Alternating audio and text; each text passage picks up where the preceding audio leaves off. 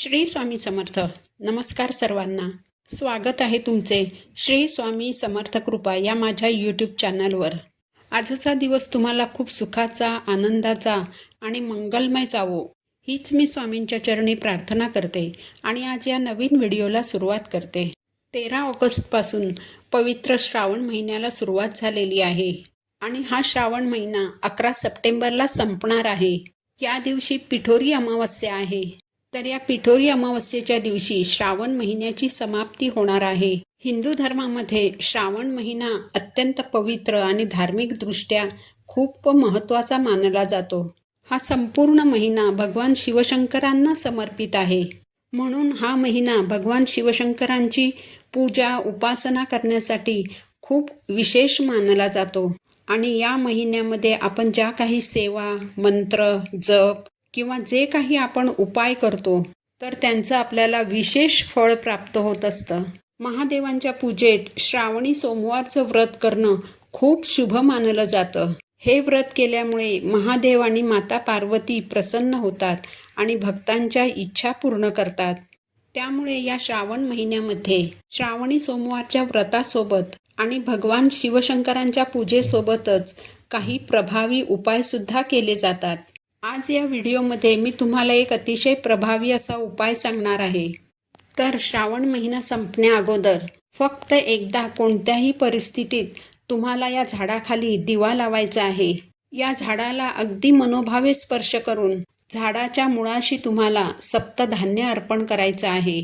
तर कोणत्या झाडाखाली तुम्हाला दिवा लावायचा आहे, कोणत्या दिवशी हा उपाय तुम्हाला करायचा आहे, याबद्दलची संपूर्ण माहिती मी तुम्हाला आज या व्हिडिओमध्ये सांगणार आहे. त्यामुळे तुम्ही हा व्हिडिओ शेवटपर्यंत नक्की ऐका.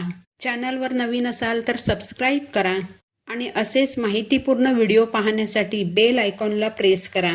तर हा जो उपाय आहे हा तुम्हाला शक्यतो श्रावण सोमवारी करायचा आहे.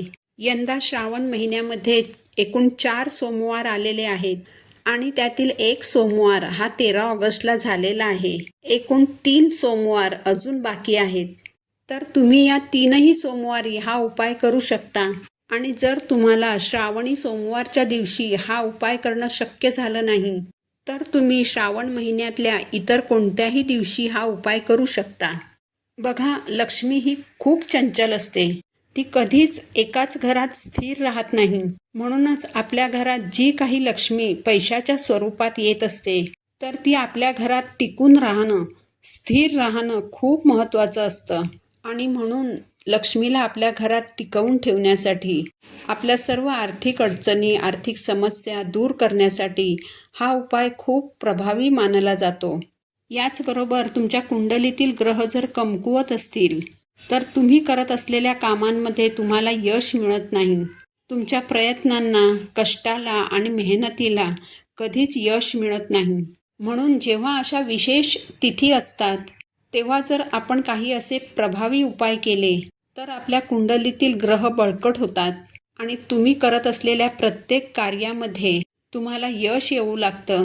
तसेच तुमच्या आयुष्यात जर एखादा शत्रू असेल तर शत्रूंचा त्रास नष्ट होण्यासाठी देखील हा उपाय अत्यंत प्रभावी मानला जातो. या श्रावण महिन्यामध्ये जर तुम्ही या झाडाची सेवा केली तर तुमच्या मनातील कठीण इच्छासुद्धा पूर्ण होईल. आपल्या हिंदू धर्मात असे काही पवित्र वृक्ष सांगितले जातात ज्यामध्ये साक्षात देवी देवता वास करत असतात. या वृक्षांमध्ये एक दैवी शक्ती असते आणि विशिष्ट तिथींच्या वेळी जर त्या झाडाशी संबंधित आपण काही सेवा केली तर ती दैवी शक्ती आपल्यालाही प्राप्त होत असते. आणि अशीच दैवी शक्ती असलेलं झाड जे आहे ते म्हणजे बेलाचे झाड. बेलाच्या या झाडामध्ये साक्षात महादेव वास करत असतात.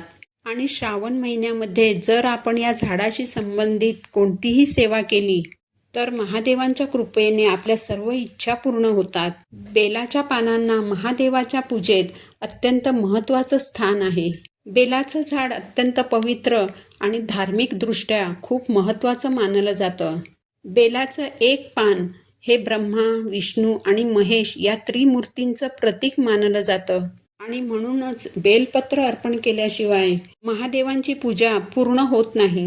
श्रावण महिन्यामध्ये आपण बेलाच्या झाडाचं फक्त दर्शन जरी घेतलं तरी आपली पापं धुतली जातात आणि जर या श्रावण महिन्यामध्ये आपण बेलाच्या झाडाला जल अर्पण केलं आणि या बेलाच्या झाडाखाली आपण एक दिवा प्रज्वलित केला तर प्रखर पितृदोष सुद्धा दूर होतो. संपूर्ण श्रावण महिनाभर जर आपण बेलाच्या झाडाची नित्यनेमाने पूजा केली तर वंशवृद्धी होते, आपल्या संततीचे रक्षण होते. इतकं महत्त्व या बेलाच्या झाडाला आहे. तर श्रावण महिन्यात ज्या कोणत्याही दिवशी तुम्ही हा उपाय करणार असाल तर त्या दिवशी सकाळी उठल्यानंतर तुम्हाला आंघोळीच्या पाण्यामध्ये थोडंसं गाईचं कच्चं दूध टाकून स्नान करायचं आहे. यामुळे आपल्या शरीरातील नकारात्मकता दूर होते. यानंतर देवघरातील देवांची विधिवत पूजा करून घ्यायची आहे आणि यानंतर तुम्हाला हा उपाय करायचा आहे. हा उपाय जर तुम्ही संध्याकाळी प्रदोष काळामध्ये केला तर या उपायाचं आपल्याला शीघ्र फळ प्राप्त होतं. कारण प्रदोष काळ हा भगवान महादेवांच्या पूजेसाठी खूप महत्त्वाचा काळ मानला जातो. तर हा उपाय करण्यासाठी तुम्हाला एक मातीची पणती घ्यायची आहे. या पणतीमध्ये तुम्हाला गाईचं शुद्ध तूप घालायचं आहे. तूप नसेल तर तुम्ही तिळाचं तेलही घालू शकता. या पणतीमध्ये कापसाची दुहेरी वात घालायची आहे. यानंतर तुम्हाला एक वाटीभर 7 प्रकारचं धान्य घ्यायचं आहे. या 7 प्रकारच्या धान्यांमध्ये तुम्हाला तांदूळ, गहू, ज्वारी आणि बाजरी ही 4 प्रकारची धान्य आवर्जून घ्यायची आहेत. आणि उरलेली 3 धान्य जी आहेत तर त्यासाठी तुमच्याकडे कुठल्याही प्रकारच्या डाळी असतील तर त्या डाळी घ्यायच्या आहेत. असं तुम्हाला 7 प्रकारचं सप्तधान्य जे आहे तर ते एक छोटी वाटीभर घ्यायचं आहे. यानंतर तुम्हाला तांब्याचा एक कलश भरून पिण्याचं शुद्ध पाणी घ्यायचं आहे. या पाण्यामध्ये थोडंसं गंगाजल आणि थोडंसं गाईचं कच्चं दूध तुम्हाला टाकायचं आहे. या सर्व वस्तू घेऊन तुम्हाला बेलाच्या झाडाकडे जायचं आहे. तिथे गेल्यानंतर सर्वप्रथम तुम्हाला दिवा प्रज्वलित करायचा आहे आणि जे जल तुम्ही नेलेलं आहे तर ते जल तुम्हाला दोन्ही हाताने बेलाच्या झाडाच्या मुळांना अर्पण करायचं आहे. यानंतर जे सप्तधान्य तुम्ही नेलेलं आहे ते तुम्हाला तुमच्या उजव्या हातामध्ये घ्यायचं आहे आणि 11 वेळा तुम्हाला महामृत्युंजय मंत्राचा जप करायचा आहे. यानंतर जी तुमची कोणती इच्छा असेल ती तुम्हाला बोलून दाखवायची आहे आणि हातातील सप्तधान्य तुम्हाला बेलाच्या झाडाच्या मुळापाशी अर्पण करायचं आहे. यानंतर या झाडाला तुम्हाला 11 प्रदक्षिणा घालायच्या आहेत. प्रदक्षिणा घालत असताना ओम नमः शिवाय या मंत्राचा जप करायचा आहे. यानंतर तुमचा डावा हात छातीवर ठेवून उजव्या हाताने या झाडाच्या खोडाला तुम्हाला स्पर्श करायचा आहे आणि पुन्हा तुम्हाला तुमची इच्छा व्यक्त करायची आहे. आणि यानंतर दोन्ही हात जोडून जी इच्छा तुम्ही व्यक्त केली आहे तर ती पूर्ण होण्यासाठी भगवान महादेवांना अगदी मनोभावे प्रार्थना करायची आहे. तर अशा पद्धतीने हा जो उपाय आहे तर तो तुम्हाला श्रावण महिन्यामध्ये कोणत्याही दिवशी करायचा आहे. या श्रावण महिन्यात जर आपण बेलाच्या झाडाला स्पर्श करून आपली इच्छा व्यक्त केली तर महादेव प्रसन्न होतात आणि भक्तांच्या सर्व इच्छा मनोकामना पूर्ण करतात. कारण पार्वती माता या बेलाच्या झाडात अनेक रूपांमध्ये राहते. तिची सर्व रूपे या बेलपत्रात राहतात. बेलाच्या झाडाच्या मुळामध्ये गिरिजा, खोडांमध्ये माहेश्वरी, फांद्यांमध्ये दक्षिणी आणि पानात पार्वती या रूपात वास करते. म्हणूनच श्रावण महिन्यामध्ये जी व्यक्ती बेलाच्या झाडाची पूजा करते तर त्या व्यक्तीवर भगवान महादेव हे प्रसन्न होतात. आणि म्हणून हा श्रावण महिना संपण्या अगोदर आपल्याला हा उपाय जो आहे तर तो आवर्जून करायचा आहे. ही माहिती जर तुम्हाला आवडली असेल तर व्हिडिओला लाईक करा, चॅनलला सबस्क्राईब करा.